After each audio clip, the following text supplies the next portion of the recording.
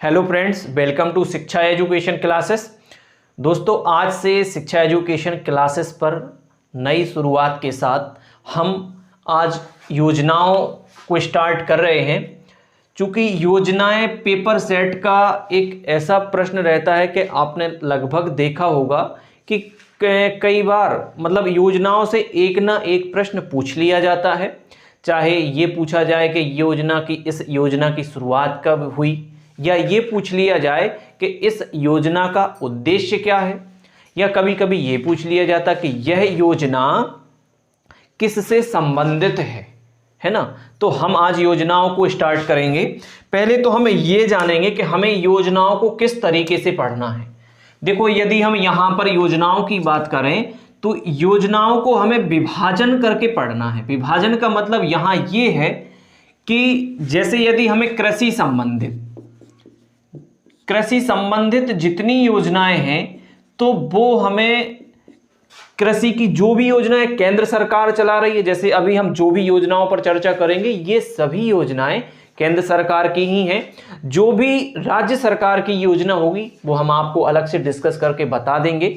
और जब केंद्र की योजनाएं हो जाएंगी या एक दो लेक्चर होने के बाद हम आपके साथ मध्य प्रदेश की योजनाओं पर भी चर्चा करेंगे। तो हमें जब योजनाएं पढ़ना है तो कृषि से संबंधित जितनी योजनाएं होंगी वो हमें पूरी कृषि से संबंधित एक लाइन में पूरी पढ़नी है। यदि कोई योजना स्वास्थ्य से संबंधित है तो कौन कौन सी योजना स्वास्थ्य से संबंधित है, हम पूरी योजनाओं को स्वास्थ्य से संबंधित करेंगे। यदि कोई आपकी और अन्य जो आपके सामाजिक समाधान या सामाजिक समस्या को समाधान करने वाली कोई भी योजना हो या गरीबी से संबंधित कोई योजना हो तो वो हम एक लाइन में पूरी उन योजनाओं के बारे में जानेंगे। इससे होगा क्या कि जब हम कृषि से रिलेटेड पढ़ेंगे तो वो हमारे दिमाग में पूरा मैप रहेगा, स्वास्थ्य से संबंधित पढ़ेंगे तो वो हमारे दिमाग में पूरा मैप होगा। क्योंकि ओवरऑल जो भी योजनाएं चलाई जाती हैं उनका कहीं ना कहीं उद्देश्य जन उत्थान ही होता है, समाज उत्थान होता है। उस योजना के लिए आपको पीएससी में यदि आती है लिखने के लिए तो वहां लिखने में आपको कोई परेशानी नहीं होती। कुछ बिंदु ऐसे होते हैं कि आप पढ़ लें, कुछ बिंदु ऐसे होते हैं कि आप समझ के अंडरस्टैंड के बेस पे भी आप उनको लिख सकते हैं। चलिए, पहली योजना है, ये सभी योजनाएं आपकी कृषि संबंधित योजनाएं रहेंगी। पहली योजना है प्रधानमंत्री किसान मानधन योजना।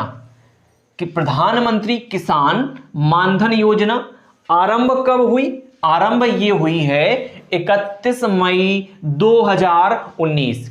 किसान मानधन योजना, प्रधानमंत्री किसान मानधन योजना 31 मई 2019 को। किसकी योजना है ये? केंद्र सरकार की योजना है। उद्देश्य क्या है इसका? उद्देश्य ये है कि किसानों को पेंशन प्रदान करना। ठीक है, ये इनका उद्देश्य है। उम्र इसमें क्या रहेगी? उम्र रहेगी 18 से 40 वर्ष। अब देखिए, मानधन योजना का जो मुख्य उद्देश्य है वो क्या है? पेंशन प्रदान करना। किस आधार पे आपने कहा सर 18 से 40 वर्ष है? तो इसमें क्या स्थिति रहती है कि जब यदि कोई नया कृषक है, ठीक है, युवा है वो, और 18 वर्ष है या उससे ज्यादा है थोड़ा, तो वो 58 रुपए हर महीने गवर्नमेंट को देगा, है ना। सरकार में यदि इस योजना से आप जुड़ते हैं तो आपको 58 रुपए 18 वर्ष के हैं तो जमा करने होंगे। और यदि आप 40 वर्ष के हैं तो आपको 200 रुपए हर महीने जमा करने होंगे। फिर जब 40 वर्ष तक की स्थिति ये रहेगी, लेकिन जब आप 60 वर्ष के हो जाएंगे तो 60 वर्ष के पश्चात आपको हर महीने 3000 रुपए सरकार, जो केंद्र सरकार है, पेंशन के रूप में भुगतान करेगी, जो कि आपके एक बुढ़ापे का सहारा कहा जाए तो वो भी बन सकता है ये। ठीक है दोस्तों, तो ये हमारी पहली योजना हुई मानधन योजना। मुख्य बिंदु आपको यही याद रखने हैं कि 31 मई 2019 को शुरुआत हुई, केंद्र सरकार की योजना है, पेंशन प्रदान करना 18 से 40 वर्ष उम्र इसमें। दूसरी योजना है आपकी प्रधानमंत्री किसान सम्मान निधि। आजकल सबसे ज्यादा चर्चित रहने वाली योजना है प्रधानमंत्री किसान सम्मान निधि योजना। आरंभ कब हुई यह योजना? आरंभ हुई है 24 फरवरी 2019 गोरखपुर उत्तर प्रदेश। ये एक प्रकार की औपचारिक शुरुआत है। यदि हम इसमें सही कहें तो यह एक प्रकार की औपचारिक शुरुआत है यहां पर किसान सम्मान निधि योजना की, क्योंकि ये अंतरिम बजट 1 फरवरी 2019 को संसद में प्रस्तुत की गई थी और 24 फरवरी 2019 को गोरखपुर उत्तर प्रदेश से ये लागू हो गई। लागू की जो प्रस्तुत बजट में ये बोला गया था कि जो ये योजना है ये लागू 1 दिसंबर 2018 से ही मानी जाएगी। जो इसमें वैलिड होगा, जो भी इसमें वैल्यू बनेगी, जो भी सम्मान किसानों को दिया जाना है, जो भी अमाउंट दिया जाना है, वो 1 दिसंबर 2018 के बाद लागू हो जाएगा, जो भी इस योजना के तहत जुड़ा है।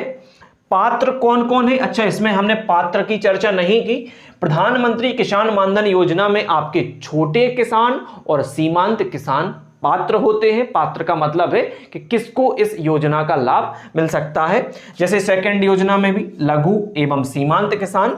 अच्छा, प्रधानमंत्री ये भी पूछा जा सकता है कि प्रधानमंत्री किसान सम्मान निधि के तहत कितने रुपए किसान को दिए जाते हैं? तो 6,000 रुपए किसान को वार्षिक दिए जाते हैं। आप लोगों को पता भी होगी ये बात कि 2,000 रुपए की किस्त हर 4 महीने के अंतराल पर केंद्र सरकार द्वारा आपको ये दी जाती है। चलिए, इसके बाद तीसरी योजना है यहां पर किसान संपदा योजना। इसके यदि हम बहुत ज्यादा बिंदुओं की बात करें, बहुत यहां पर समावेश नहीं किए गए हैं। इस योजना को हमें इतना ही जानना है, किसान संपदा योजना का जो आरंभ है वो 26 मई 2017। किसान संपदा योजना का आरंभ 26 मई 2017 कहां पर शुरुआत हुई? असम में धेमाजी जिले। कौन सा जिला? असम का धेमाजी जिला। 26 मई 2017।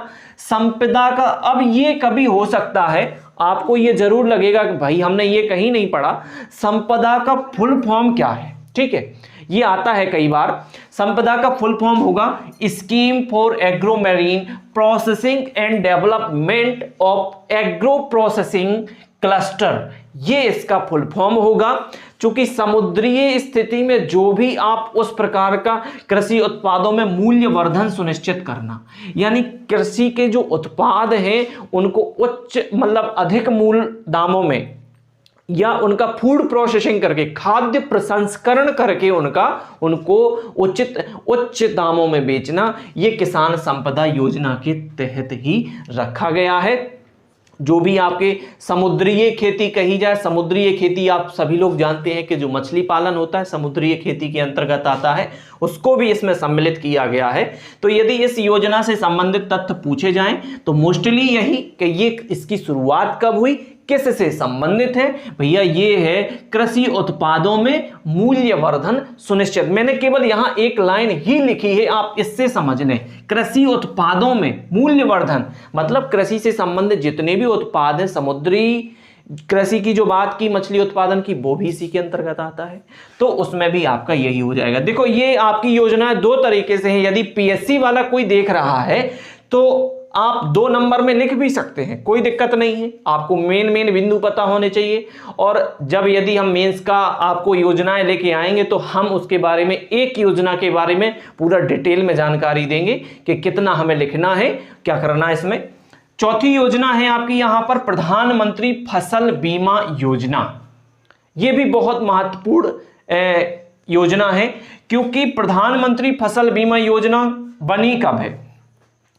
इसमें आप ध्यान दें, शुरुआत में जो 1999 में है वो आई थी कृषि बीमा योजना। 1999 में कौन सी योजना आई थी? कृषि बीमा योजना आई थी शुरुआत में। इसी पृष्ठभूमि को आधार बनाते हुए 18 फरवरी 2016 से प्रधानमंत्री फसल बीमा योजना प्रारंभ की गई।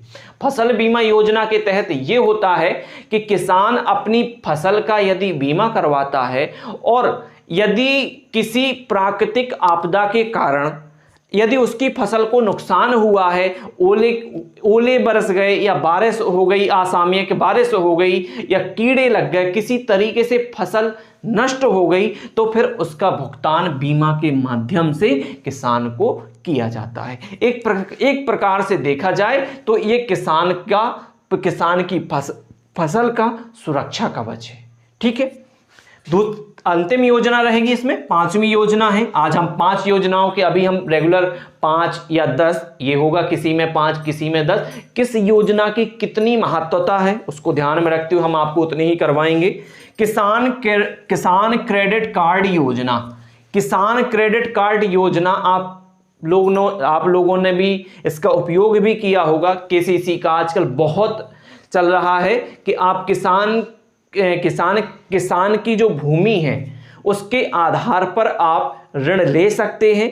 क्योंकि ये इस प्रकार की सुविधाएं केंद्र सरकार इसलिए दे रही है कि किसान उन जो साहूकार है जिनसे वो अधिक ब्याज में पैसा लेते थे, अधिक ब्याज देकर पैसा लेते थे, और फिर बाद में उन्हें जब खेती निकलती थी तो पता चला जो भी उनका अनाज निकला पूरा उनका उसी साहूकार को देने में ही निकल जाता था। तो इन मुसीबतों से बचने के लिए सरकार ने बहुत कम ब्याज दर पर किसान क्रेडिट कार्ड योजना आरंभ की है, जिसमें किसान को ना के बराबर ब्याज लगता है।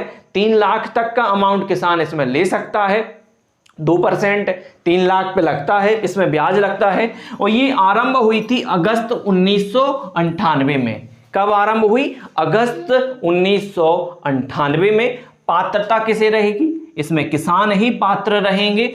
फरवरी 2020 से पशुपालन भी सम्मिलित, ये बिंदु आपको याद रखना है। कभी ये बात पूछी जाए कि क्या किसान क्रेडिट कार्ड योजना के अंतर्गत पशु सम्मिलित थे, तो शुरुआत में सम्मिलित नहीं थे। 98 में शुरुआत हुई, लेकिन फरवरी 2020 से इसमें पशुओं को भी सम्मिलित कर दिया गया है।